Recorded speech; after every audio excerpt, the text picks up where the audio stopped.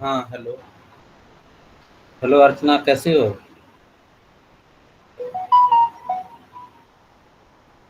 Good morning sir, ठीक हूँ। और बताओ, क्या चल रहा है तुम्हारे यहाँ? गाँव पर सब बढ़िया, ठीक ठाक है? हाँ सर, सब ठीक है। लॉकडाउन लगा हुआ है सर इधर। हाँ, अब तो लेकिन थोड़ा रिस्ट्रिक्शन कम है ना। नहीं सर, हमारे साइड पूरा है सर। यहाँ पे पूरा जो प्रशासन है उसका गाड़ी चलता है सर। पूरा किसी का उतना नहीं है। 11 बजे बंद हो जाता है सब कुछ। शॉप वगैरह, मार्केट। हम्म। हाँ, थोड़ा सा बिहार में बाद में थोड़ा सा बढ़ भी गया था ना। क्या गांव की तरफ तुम्हारे यहाँ प्रभाव है इसका? यस सर, साइड हमारे साइड पूरा यहाँ पे जिधर मंदिर वगैरह है, घाट है, उधर साइड सर बहुत सारे लोगों को हो गया था कोरोना। सब डेथ कर गए सर इधर बहुत। अच्छा अच्छा। हाँ, तो जहाँ थोड़ी सी लापरवाही हुई है वहाँ थोड़ी समस्या तो हो ही गई है। सर मेन चलिए। बात है ना, मार्केट में भीड़ भाड़ बहुत रखते हैं। सब कोई सुनता ही नहीं था सर पहले। मतलब ना किसी को मास्क लगाना है, कोई फॉलो नहीं करना। अब जाके सब पूरा प्रशासन को ही सामने आना पड़ा है, तो किसी को निकलने ही नहीं देते ये लोग। यही होता है, जो अपने नियंत्रित नहीं रहता है तो प्रशासन को भाई फोर्सफुल अपनाना पड़ता है वो।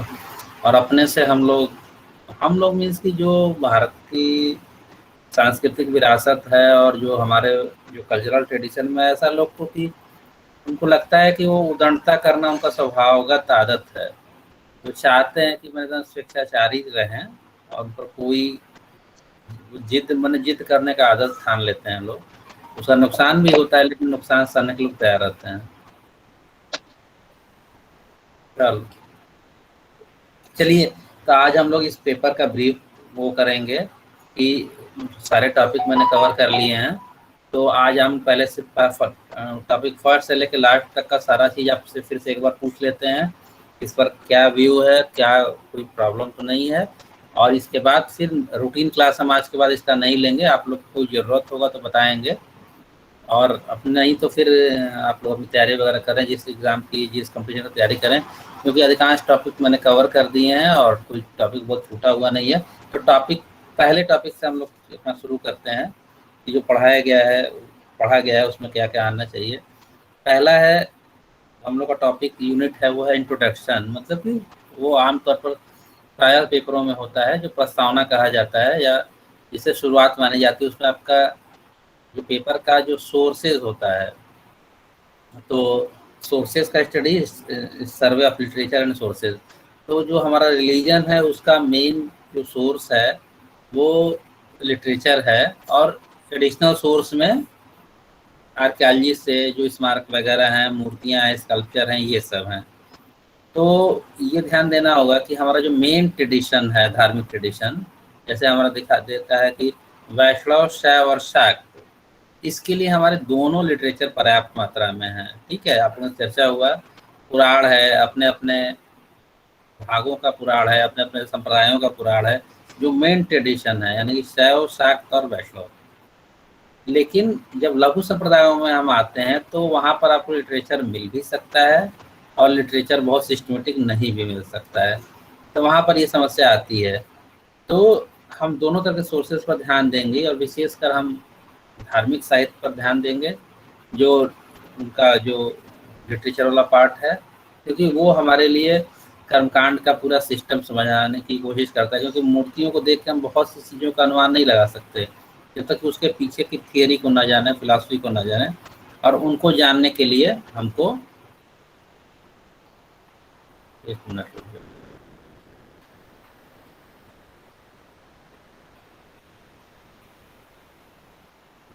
उनको जानने के लिए हम लोगों को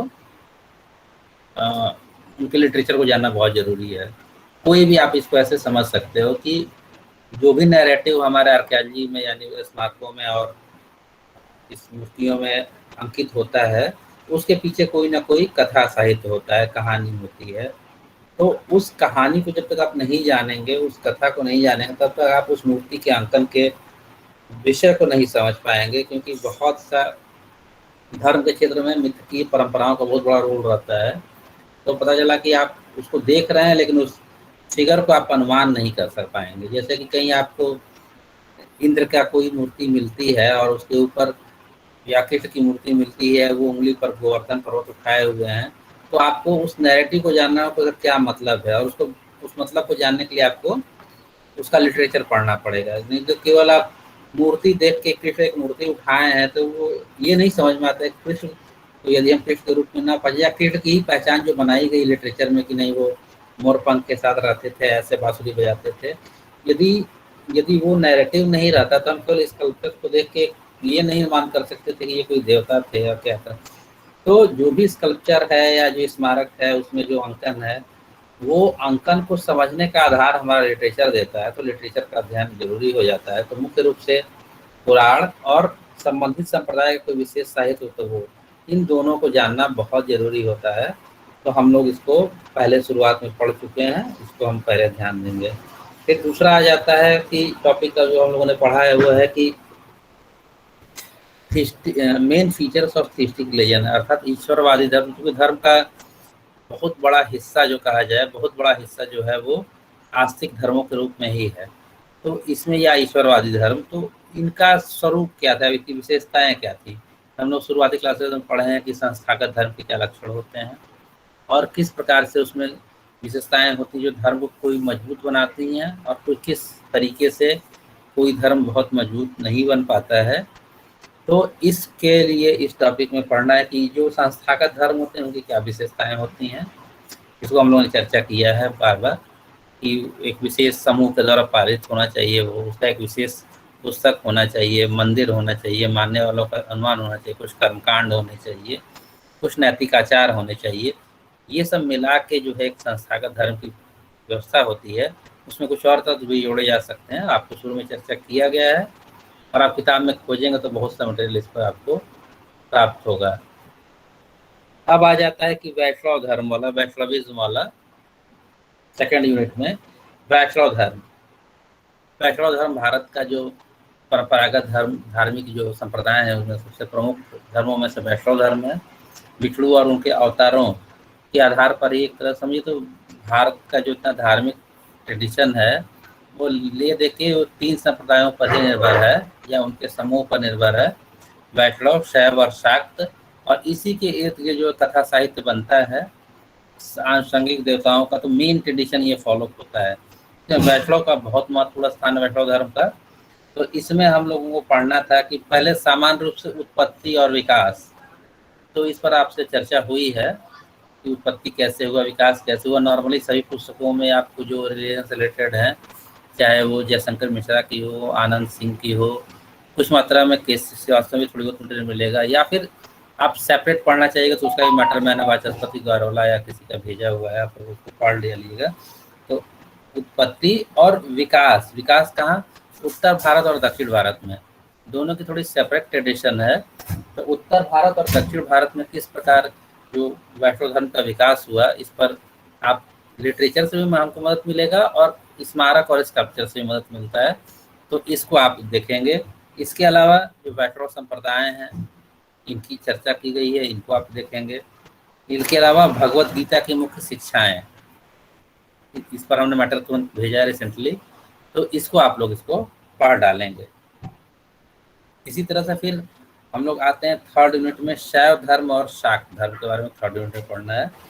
तो शैव धर्म में फिर वहीं से शुरू होगा उत्पत्ति, उत्पत्ति शिव की उत्पत्ति कैसे श्वेता स्वतर उपनिषद से शुरू होती है, और उसके पहले हम शिव के आदि रूप रुद्र की कल्पना देखते हैं। रुद्र कैसे ऋग्वेद में एक बड़े ही खूंखार और मतलब कहा जाए कि मैंने बहुत आक्रामक देवता के रूप में है, वहाँ पर जो मैंने एक दंड देने वाले देवता के रूप में है, रौद्र रूप उनका प्रदर्शित होता है, इसीलिए रुद्र कहा जाता है।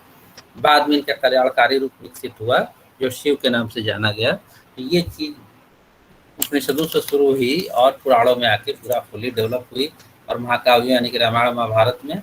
इसके अलावा हमारा जो पूरा का पूरा जो हमारा स्मारक है या स्कल्पचर है, इन सबों में बहुतायत की मात्रा में सिक्कों पर बहुतायत की मात्रा में शिव और उनके परिवार का अंकन हुआ है।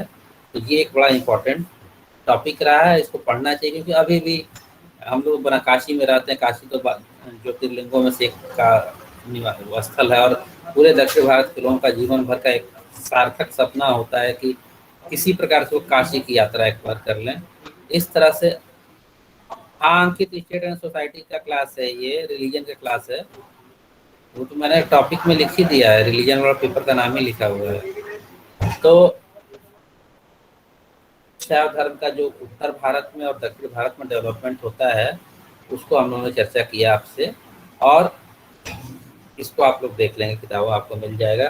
शैव संप्रदायों पर खासकर पाशुपत्र लिंगायत आदि पर हम लोग चर्चा किया है, मैटर बहुत है, आप इसको पढ़ लीजिएगा, देख लीजिएगा।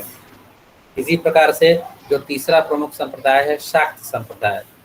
शाक्त संप्रदाय भी हमारा एक प्रमुख संप्रदाय रहा है और शक्ति की पूजा आदिकाल से, क्योंकि क्रिएशन में पुरुष और स्त्री दोनों का रूप रहता है, तो स्त्री का मातृ रूप में पूजा जो सबसे उसका आदर्श रूप है, और उस मातृ रूप में देवी की कल्पना विभिन्न देशों की विभिन्न संस्कृतियों में अलग अलग तरीके से है। हमारी संस्कृति में उसको बहुत मैंने विशिष्ट तरीके से परिभाषित किया गया है। तो उसको जिस महत्ता के साथ देवी को मिला, हालांकि ऐसा नहीं है कि इसका ओवरऑल इम्पैक्ट सोसाइटी पर देखा जाए, हम देवी की पूजा करते थे, लेकिन साथ में स्त्रियों को जो अधिकार मिलना चाहिए था, पुत्री को या लड़कियों को जो अधिकार मिलना चाहिए था, वो अधिकार नहीं मिला। तो एक ट्रेडिशनल जो सत्तावादी समाज होता है उसके पूरे ट्रेडिशन को हम लोगों ने फॉलो किया, हम लोगों ने थोड़ा भी उसको डेविएट नहीं किया। उसकी जगह हम लोगों ने प्रतीक रूप में स्त्रियों के नाम पर कुछ देवियों को बना दिया, पूजा करने के लिए, पूजा के लिए अच्छी हैं, लेकिन जब हम घर पर आते हैं तो तमाम तरह के भेदभावों को देखते हैं और उसे ईजिली एक्सेप्ट कर लेते हैं। हम उसमें बहुत परिवर्तन करने की कोशिश नहीं करते हैं। जैसे जैसे ऐसा माना जाता है शिक्षा का विकास होगा और स्त्रियां भी जब अपने पढ़ के अपने सारे अधिकारों या चीज़ों को जागरूक होंगी तो इसमें निश्चित रूप से बदलाव आएगा, और आ भी गया है, काफ़ी हद तक बदलाव आया है, और आगे चलकर और हम लोग बदलावों को देखना होगा। और खासकर जो पुरुष हैं या लड़के हैं उनको इस बात को समझना होगा, बेटा क्लास है, तो इस बात को हमें ध्यान देना चाहिए। तो इस तरीके से हम अपने संस्कृति को देखते हैं। इसके बावजूद चलिए जो भी हमारे उज्ज्वल पक्ष हैं उसको हम छोड़ नहीं सकते हैं। तो हमारा जो देवी पूजा को एक महत्ता मिलना था, एक हमारा संस्कृति का उज्ज्वल पक्ष है, और उसको विभिन्न रूपों में देवी की पूजा हुई और चर्चित रही। अभी भी घर में जो संस्कारिक घर है उनमें उन घर में स्त्रियों की पूजा होती है और माँ को बहुत महत्ता मिलता है, और ये चीज़ होनी चाहिए, क्योंकि जिस घर में स्त्रियों को प्रॉपर सम्मान मिलता है उस घर का प्रॉपर डेवलपमेंट भी होता है। तमाम हमारे महापुरुषों ने स्त्री शिक्षा को लेकर या स्त्रियों के उत्कर्ष को लेकर अपनी एक बातें कही हैं, उस चीज़ को अब पुरुषों को ही फॉलो करना है, समझना है, और चीज़ों को उनको पर्याप्त रूप से जहाँ हम हो सके उनको शिक्षित करना है, इस बात को उनको समझना चाहिए। जैसा मैंने कहा कि ये 3 ट्रेडिशन जो हैं हमारे धार्मिक साहित्य, ये हमारा धार्मिक संप्रदाय जो है हमारे हिंदू धर्म के मैक्सिमम चीज़ों को डिफाइन कर देते हैं, ठीक है। अब इसके बाद कुछ लघु संप्रदाय आते हैं जो या तो उस मुख्य संप्रदाय से जुड़े हुए कुछ देवता हैं या फिर कुछ क्षेत्रीय रूप से कुछ अलग अलग जगहों पर जिनकी पूजा हुआ करती थी। तो जैसे कि एक ब्रह्मा की पूजा है, ब्रह्मा का संप्रदाय है, बहुत पॉपुलर नहीं हुआ, उसके लिए हमारे यहाँ के मिथकी साहित्य वो जिम्मेदार है कि कुछ बातें प्रतीक रूप में ब्रह्मा के बारे में वेद और पुराण में कह दी गई, और उसको हम लोग सही मान के जो देवता किसी समय में क्रिएशन का देवता था और एक तरह से बहुत महत्ता थी उस देवता की प्रजापति के रूप में, उसको हम लोगों ने दरकिनार कर दिया, उसकी पूजा होनी ही बंद हो गई 1-2 मिथकों के कारण। उस पर हम लोगों ने चर्चा किया जब वहाँ पर बात हुई है। सूर्य की पूजा बहुत महत्वपूर्ण पूजा है और काल से चली आ रही है। आगे चलकर पारसी समुदाय जब भारत में आया तो इस पद्धति को और बल मिला, और आज भी सूर्य की पूजा नवग्रहों के रूप में सूर्य की एक पूजा होती है, और साथ में ऐसे भी सूर्य की पूजा की जाती है, तो एक प्रमुख संप्रदाय है। और जैसा मैंने कहा कि कुछ जो पूजाएं हैं या कुछ जो लघु संप्रदाय हैं वो मूल संप्रदायों के आनुषंगिक संप्रदाय हैं, जैसे स्कंद, कार्तिकेय और गणेश, ये दोनों ही शिव के पुत्र हैं और शिव के साथ साथ इनकी भी पूजा होती रही है। विशेषकर गणेश की पश्चिम भारत में और स्कंद कार्तिकेय की दक्षिण भारत में बहुत ज़्यादा महत्ता के साथ पूजा हुई। इस कारण इन्हें एक पृथक संप्रदाय के रूप में भी कभी कभी देखा जाता है। इसके अलावा जो लोक संस्कृतियाँ होती हैं उसमें अर्ध देवों का या सहायक देवताओं का महत्वपूर्ण स्थान होता है।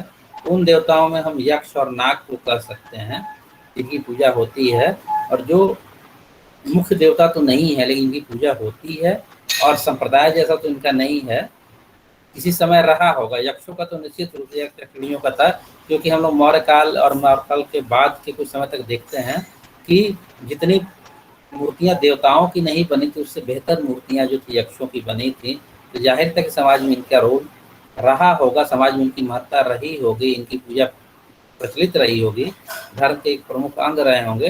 लेकिन बाद के समय में यक्ष पूजा को उतना महत्व नहीं मिला जितना कि बाद में अन्य संप्रदाय आगे बढ़ गए। तो ये हमारे जो मेन कल्ट्स थे, मेन संप्रदाय थे, उनकी पूजा थी। अब जो 5वां यूनिट हमारा है वो पौराणिक धर्म की बात करता है। तो पौराणिक धर्म वह धर्म है जो पुराणों में वर्णित परंपराओं को फॉलो करके आगे चला। पुराणों में क्या हुआ, पुराणों का संकलन ऐसा माना जाता है कि आमतौर पर कुछ काल के आसपास पुराणों का संकलन हुआ, और उसमें जो पुराने पद्धतियां जितनी थी, क्योंकि बहुत सी चीज़ें स्कैटर्ड हो रही थी, टूट रही थी, बहुत सी अलग अलग पद्धतियां विकसित होती जा रही थी और जिसका आपस में विरोध था, तो इनको एकत्र करने के लिए और उसको एक प्रॉपर नैरेटिव बनाने के लिए, पूरा उसका कथा साहित्य बना के लोगों के मन में कैसे बैठे कोई बात, इसके लिए एक प्रॉपर पूरा हर देवता के पीछे की एक पूरी कहानी बनाई गई, और उसके साथ साथ एक पूरा उसका साहित्य बना, अनेक कथाएं, लोक कथाएं जुड़ती गई। तो इस रूप में पुराण आते हैं। तो पुराणों में धर्म की एक नई दृष्टि देखा गया, और जो हम आज जो हिंदू धर्म का जो रूप देखते हैं वो मूलतः पौराणिक धर्म का ही एक अंग है, जो मेन ट्रेडिशन हमारा है। जो अब अलग अलग जगहों पर देखेंगे तो कहीं कुछ योगी होंगे, कुछ सन्यासी होंगे, कुछ वैदिक यज्ञ करने वाले होंगे, तो वो बात अलग है। लेकिन जो हमारा मेन ट्रेडिशन है, सामान्य जनता जो हमारा धर्म का प्रतिरूप फॉलो करती है, उसमें पौराणिक धर्म का ही प्रमुख स्थान है और आगे चल के सर्वाइव किया। तो इसमें पंचदेवोपासना एक चर्चा हुई, हालांकि अलग अलग भी चर्चा होती है, अलग अलग देवताओं की पूजा होती है, लेकिन 5 देवताओं की प्रमुख रूप से पूजा हुई, और कभी कभी मंदिरों में अलग से इन देवताओं को भी स्थान दिया गया। इन 5 देवताओं में हम लोग कुछ देवताओं को पहले पढ़ लेते हैं।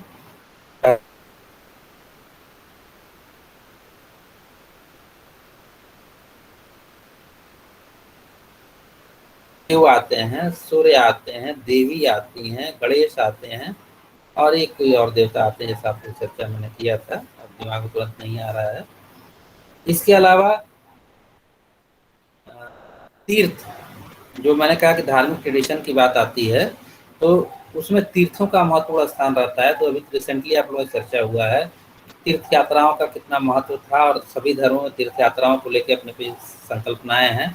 हिंदू धर्म में चूंकि बहुत से तीर्थ हैं, और बहुत कारण है कि बहुत से लघु संप्रदाय भी जुड़े हुए हैं, उनसे जुड़े हुए तीर्थ भी हैं।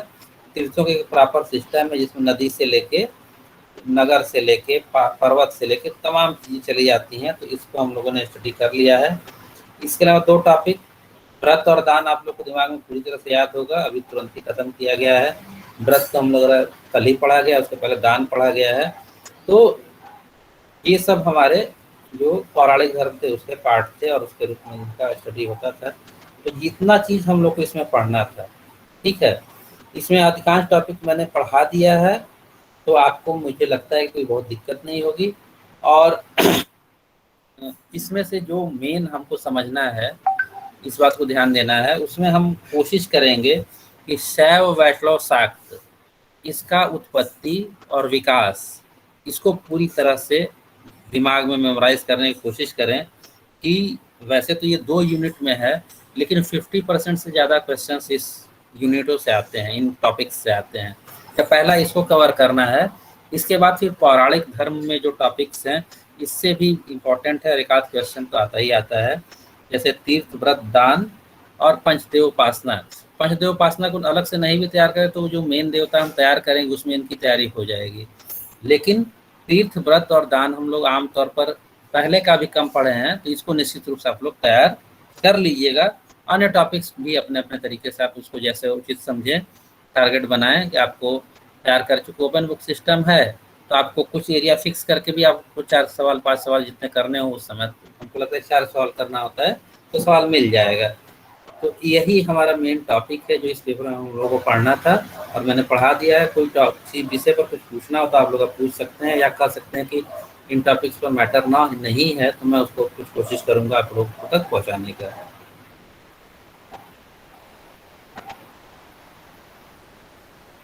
कुछ पूछना है इन टॉपिक्स में? कवर तो किया हुआ है अधिकांश। कुछ ऐसा है कि जिससे कुछ मैटर की और आप लोग को आगे जरूरत पड़ेगी कि काम हो जाएगा, कि उसको जो मैटर आपको दिया है उससे पढ़ने से हो जाएगा?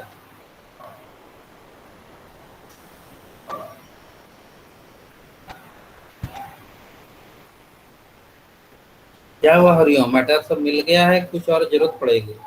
सर हाँ सर जो वैष्णव धर्म है हाँ सर, इसमें उत्पत्ति और विकास सर जो बुक मेरा है उसमें नहीं दिया है सर। ठीक है, हम इसको भेज देंगे तुमको अलग से। हाँ सर। अलग से क्या मतलब कि हम इसको वो करके आपके ग्रुप पर भेज देंगे, आप लोग देख लीजिएगा। उत्पत्ति और विकास वैष्णव धर्म का भेज देंगे। जी सर। रुक जाए, इसको मूव कर लें।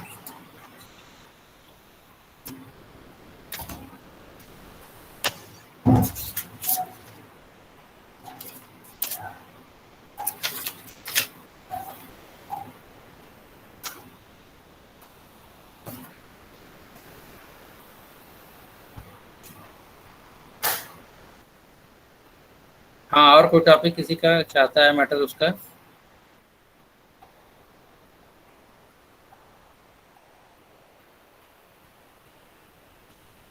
हरिओम, तुम्हारा मैटर सब हो गया है, कुछ जरूरत है अभी?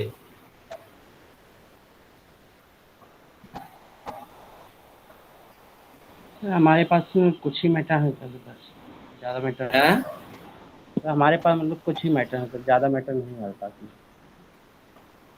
कोई बुक तुमने परचेज नहीं किया है?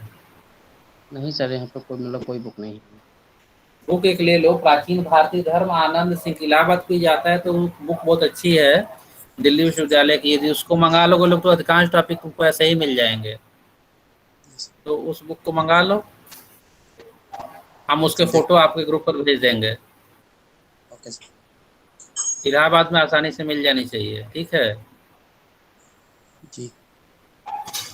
बुक तो एक रखनी पड़ेगी पास में। अभी देखो, ठीक है, मैंने लेक्चर दिया, आपने लेक्चर सुना है, मैंने मैटर भेजा है, लेकिन हर आदमी के पास एक अपनी बुक होनी चाहिए। और मेन टेक्स्ट बुक के रूप में यदि आप उसको पढ़ते हैं तो अच्छी बुक है। एडिशनल मटेरियल मैं आपको भेज देता हूँ। नीतीश, तुम्हारा सब ठीक ठाक है? मैटर है कि कुछ दिक्कत है अभी तुम्हारे भी?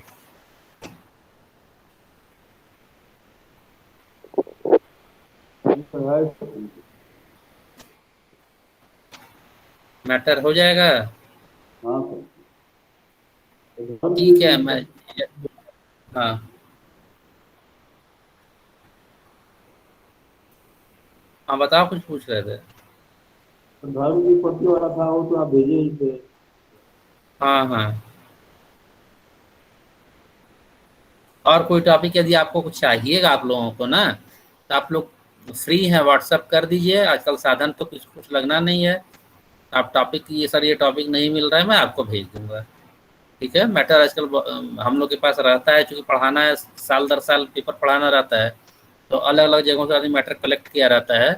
तो आजकल उसको, पहले तो पीडीएफ को कट करना बहुत प्रॉब्लम होता था। अब तो पीडीएफ कटर इतने अच्छे अच्छे आ गए हैं कि आप कोई भी मैटर होता है पीडीएफ में, आप उसको पहले पूरी किताब भेजनी होती थी, अब पूरी किताब नहीं, उसका रेलिवेंट पार्ट ही आपको यदि मैटर भेज दिया जाता है जो अवेलेबल है शॉर्ट फॉर्म में, आपका पढ़ाई भी हो जाता है और हम लोग को भेजने में भी आसानी रहती है, ठीक है। तो कोई दिक्कत होगी जिसको वो बताएगा, ठीक है। और नॉर्मल क्लास अब चूँकि सिलेबस ख़त्म हो गया है और बार बार एक ही चीज़ को पढ़ने कोई मतलब नहीं है। आप लोग अगले जो एग्ज़ाम की भी तैयारी करिए, साथ में जिन एग्ज़ामों की तैयारी आप लोग कर रहे हैं उस पर भी आप लोग तैयारी करिए। कभी कोई ज़रूरत हो उस पर मार्गदर्शन की, आप अलग से मैसेज करके हमसे बात कर सकते हैं। कि किसी परीक्षा और किसी की तैयारी के लिए संबंध में कोई जानकारी चाहिए तो मैं उसके लिए हमेशा तैयार हूँ, उपलब्ध हूँ आप लोग के लिए, ठीक है। तो आज के बाद मैं सोच रहा हूँ कि रूटीन क्लास आज से बंद कर देते हैं इस पेपर का भी। क्यों हरिओम, की जरूरत है अभी? सर जब सिलेबस खत्म हो गया मतलब बाकी सारे टॉपिक्स हो ही गए हैं सर, अगर कोई मतलब जरूरी होता है तो आगे क्लास चालू किया जाए, तो फिर बंद ही करना ठीक है। कोई ज़रूरत होगा आप लोग बताइएगा तो हम चालू करेंगे, नहीं तो फिर आप लोग के पास समय रहेगा, चूँकि एक ही टॉपिक को बार पढ़ने का मतलब नहीं है, आपके पास समय रहेगा तो आप और चीज़ों की तैयारी करेंगे, नहीं तो रोज़ एक खास टाइम पर आपको भी आधा घंटे घंटा समय बिताना होता है। जी सर।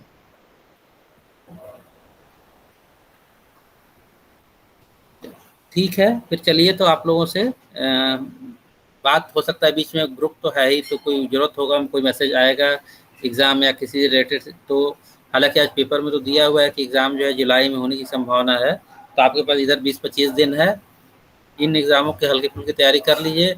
मैटर कलेक्ट करके रखिए, मैटर रखिए सॉफ्ट कॉपी में। हरिओम तुम भी कोशिश करो कि जितने सॉफ्ट कॉपी में मैटर हैं हम उसको, अब खाली हो जाएंगे आज के बाद तो आपके गूगल क्लासरूम पर सारे मैटर में डाल दूंगा, और आपके पास मैटर रहने चाहिए। इसके बाद ओपन बुक सिस्टम एग्ज़ाम होता है तो आपको देने में सुविधा होगी। मैं मैटर आपके पास पूरा हर टॉपिक वाइज कोशिश करूंगा कि उस पर पढ़ जाए, और एक आध हफ्ते में मैं डालूंगा उस पर, ठीक है। और सारे मैटर गूगल क्लासरूम पर, इधर चूँकि आपके ग्रुप पर ही भेजा है तो बहुत मैंने सिस्टमेटिक नहीं होगा, उससे उसको मैं ट्रांसफ़र कर दूंगा आपके गूगल क्लासरूम पर, तो आप एग्ज़ाम के समय आपको कलेक्ट करने में मैटर सुविधा होगी। Thank you sir. ठीक है, ठीक है, चलिए फिर आप लोगों से जैसा ज़रूरत होगा मुलाकात होगी या बात होगी। ठीक है, थैंक यू।